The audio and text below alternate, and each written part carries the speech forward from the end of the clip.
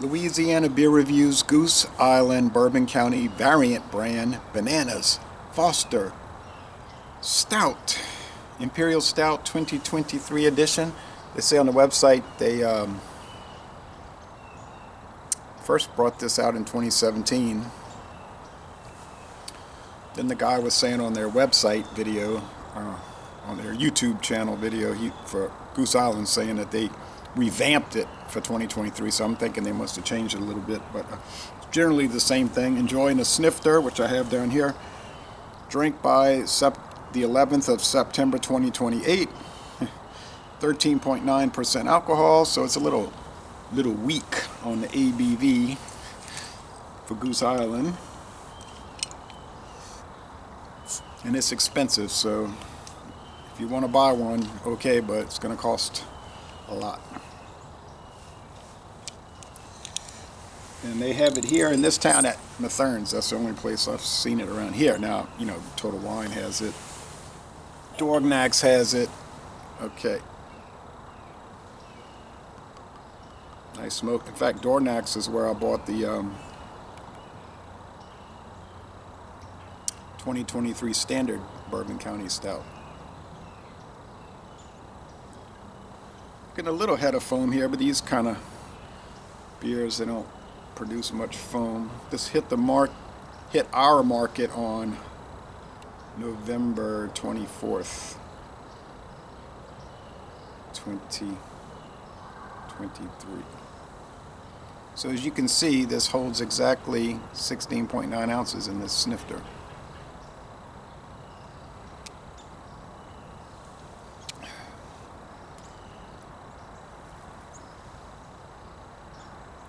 Okay, I want to make sure it didn't slosh out. It's like gold, you know. It's a cold morning, but it is brightly sunny, and it's going to warm up to about 59 today, and it's dry, low humidity. Hear those sirens. Get a lot of wrecks around here. Two big junctions of major highways, so people tend to be looking at their phones, and they should be paying attention to where they're turning from US 61 to 51 or vice versa, or 51 to I-10 or US 51 to 55, you know, that kind of thing, and you have a lot of these wrecks. Okay, anyway, usually around those junctions. A thin beige head of foam and a very dark brown appearance with some lighter brown highlights as the sun hits it. So there it is, full 16.9 ounces, 500 milliliters in the snifter as they recommend.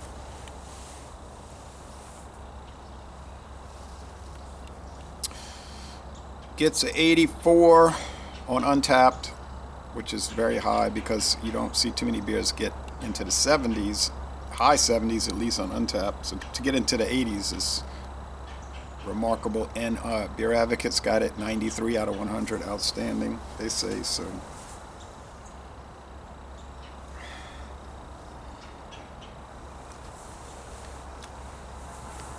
it's bourbon barrel aged. Now I saw some people speculating, like, what barrels did they use for the base Bourbon County. Now they said they're building this on the base Bourbon County. Well, they say on the website they use Heaven Hill barrels, Buffalo Trace barrels, Wild Turkey barrels, and Four Roses. They don't say in what combination or how that's done. They're just using those 4 barrels. They might be taking, I don't know, I don't want to think about it, it's too complicated. It could be so many possibilities. I'm wondering if some batches are in that barrel, that barrel, that barrel, that barrel, and they're released that way. I'd like to see somebody try to blind taste which barrels they are. That'd be a feat. Okay, so I'm going to pretend like I don't know. It's got the bananas, cassia bark. Cassia bark. Almonds, roasted almonds they were showing on the website. On the, like I said, the video for the company, and natural flavors, whatever those natural flavors are. So let's see how this flavored malt beverage is going to taste. Smells like barrel-aged stout, really. almonds, cassia bark, bananas on the nose, other natural flavors, which might be like vanilla, chocolate, something. Could be vanilla extract, almond extract. No. Honestly, if I'm given this cold and I don't know what's in it, I'm just gonna think it smells like a barrel-aged, strong, imperial stout. Let's go with the taste. Russian imperial stout. Let's go with the taste.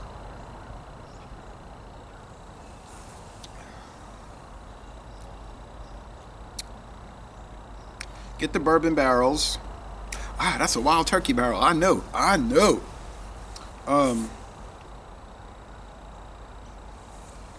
Remember, if it's wild turkey, it could be, what is it, the 81 proof standard wild turkey? Is it the 101? Is it the rare breed? See? No, I mean, and in Heaven Hill, that's endless possibilities because they make,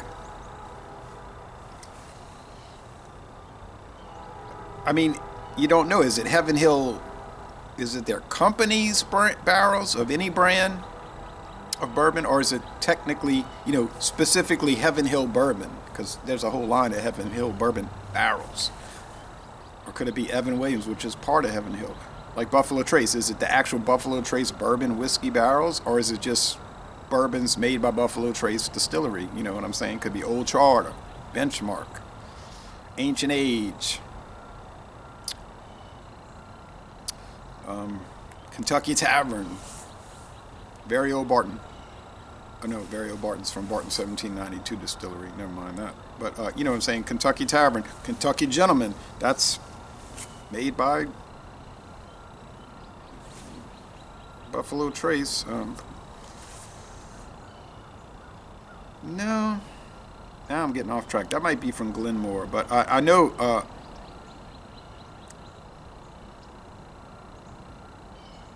Yeah, let's scratch Kentucky Tavern and Kentucky Gentleman. But you know what I'm saying? Could be Stag, the Taylor, the Weller. It's hard to say. Ultimately, probably doesn't much matter. Very drinkable, 13.9. I wouldn't drink it too fast. There's some rich chocolate. They use Millennium hops in this. There's a lot of vanilla. Banana, well, if you drink the Eagles banana bread beer, it's going to have a strong banana aroma. They use those real bananas in it. And then the flavor is going to have an initial rush of banana. And after you sip on it, 3-4 sips, it's just going to taste like English ale. Nice ale, pleasant, but the banana is going to fade. I find that's very common with many of these flavored beers. The flavor will rush at you, and it's always stronger in the nose. But the nose doesn't have banana. Let's go with the taste again.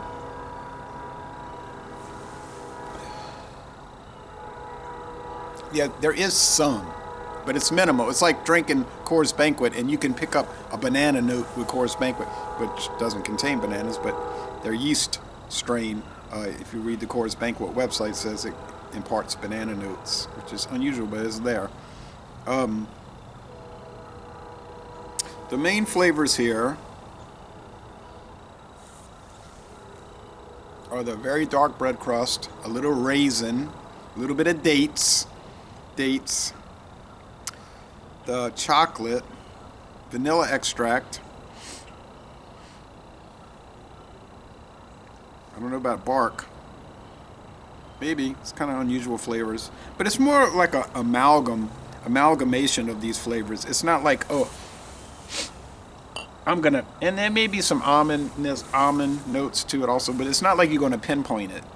I don't think you could say, you can detail the flavor. Oh yeah, there's the almond. Oh yeah, quite obvious cassia bark.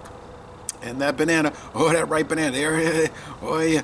And then all these other natural flavors, oh yes, they're so clearly defined. No, it's all blended together. And I don't know if they age it, then blend in the flavoring. They don't say. or if they brew it, get it ready, for the next stage, and then add the flavors, and then age it. We don't know. All right. So are they taking they're taking some of it, adding banana, aging that in Heaven Hill barrels? Are they taking another part of the batch, adding cassia bark, aging that in Buffalo Trace? Are they taking another part, adding the almonds, aging that in Wild Turkey? Are they taking another part, adding the natural flavor blend? Because it said flavor is plural. I'm thinking vanilla. Could be rum extract. I know a grocery store here got rum extract on the shelf. An extract of rum. Contains alcohol too.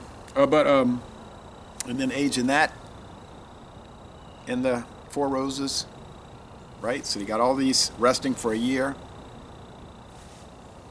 Blend them all together, then bottle it. Or you want to filter it, get the gunk out, then bottle it. I don't know. You don't know. There's so many ways it can be done. And they're not specific, and ultimately, it doesn't really matter. The only thing that matters is, does it taste good? Now, some people are going to be on here talking about, oh, it's artificial flavors. It's artificial flavors. No. They would have to put on the bottle artificially flavored. So, no, it's all natural. And then they got some people get out there talking about, to be on the internet talking about, well, natural flavoring is artificial. It's the same thing. And I'm like, no, it's clearly not the same thing. You might want to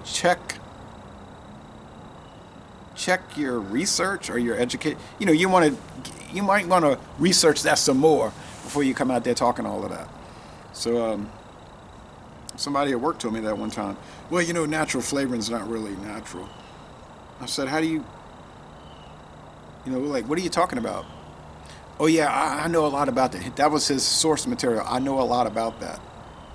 I said, really? And maybe he does. He never did provide any kind of evidence, so I didn't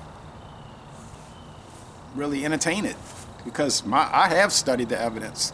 I've studied the source material, and it's a pretty clearly defined separation between artificial flavoring and natural.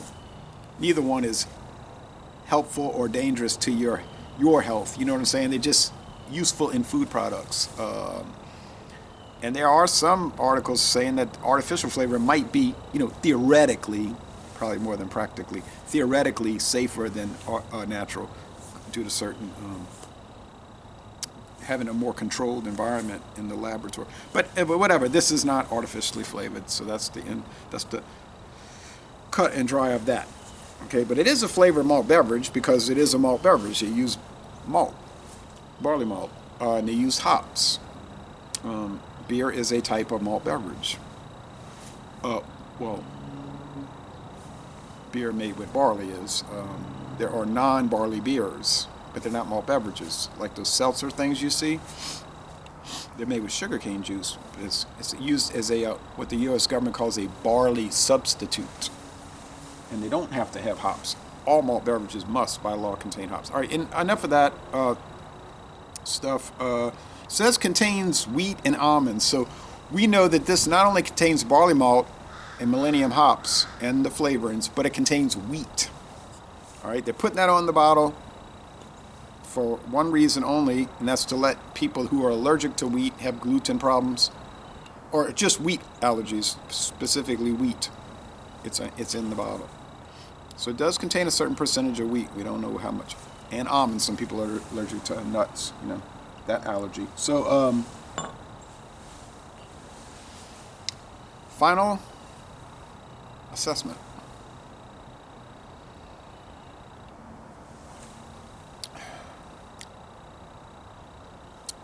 It's very kind of, I don't want to say licorice candy, black licorice. It's not that far removed from that kind of flavor, that twang flavor. Some people are so repulsed by licorice, though, you hate to say that word. I like black licorice, although it can be toxic and with a lot of consumption. And I'm not a person that consumes much of it ever, but I do like it. But it has that kind of quasi-exotic flavor. On the other hand, is it really that far removed from regular Bourbon County brand stout at a lower ABV? What's the regular one this year? 14.6, I think. It's not really that different, in my opinion. Now, I haven't done a blind side by side, okay? I think I could tell them apart, but I haven't done that, and I'm not going to, considering the price. I got the regular Bourbon County brand stout this year. Last year, 2023. When I got back from my trip to England, British Gibraltar, Spain, and Spanish Africa, because I knew it was, I said, oh, it'll be around, local store. The Southern Eagle lady forgot to order it. I said, hey, how about that? The manager was going berserk. So I said, I know Dornack gonna have it. So I went to Dornack's and they had it, and it was $11.99. $11.99. It was the same old thing, meaning it was awesome. 98 out of 100. But here we're talking about $21.99. $21.99. Total Wine's got it for, this was at Mathern's, $21.99. Total Wine has it for $24.99. $24.99. That's an atrocity of mankind. I'm gonna score it on its own merits. I'm not gonna bring in price on the score, okay? I don't do that really. I'm just talking about it though. I can talk about it, okay? That's allowed. I cannot see that.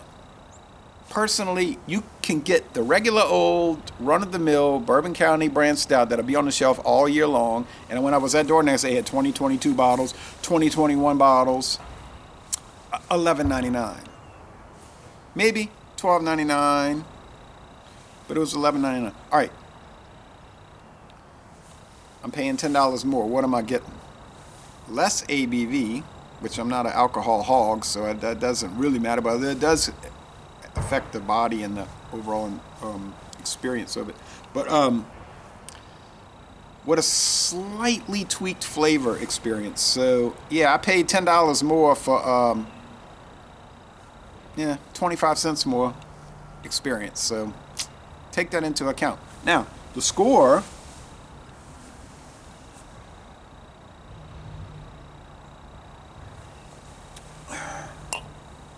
There's waste management out there. It's just like the Bourbon County brand, 98. Maybe this is 97. I'll go with 98. I think that's fair. I could say 97 because it's not bringing out those natural flavors so strong, but that's all right. They blended in. But so 98 out of 100. An outstanding Russian Imperial Stout. A Chicago Imperial Stout. Flavored malt beverage, flavored stout, super strong, gourmet, ultra deluxe gourmet beer. Yeah, all of that. 98. But the thing about it, I could go right there and get another Bourbon County brand stout. I can get 3 vintages, 21, 22, 23, $11.99. At the worst case, and maybe they raise it to $12.99. I doubt it. So yeah. So on its own merits, it's an outstanding product, but when you consider what you can get for $10 less, it's not really a good deal at all. It's a really pretty bad deal. And I'm sorry I bought it, except that I didn't buy it with my money. Somebody gave me a gift card as a Christmas gift, so I used that money. I wasn't using my own money for this. All right, so thank you. Les Bon Ton Relais. Outstanding product from Chicago, Illinois, and I'm going to end this review by saying, y'all go to Chicago, Illinois, and take a Bourbon County, a Goose Island brewery tour.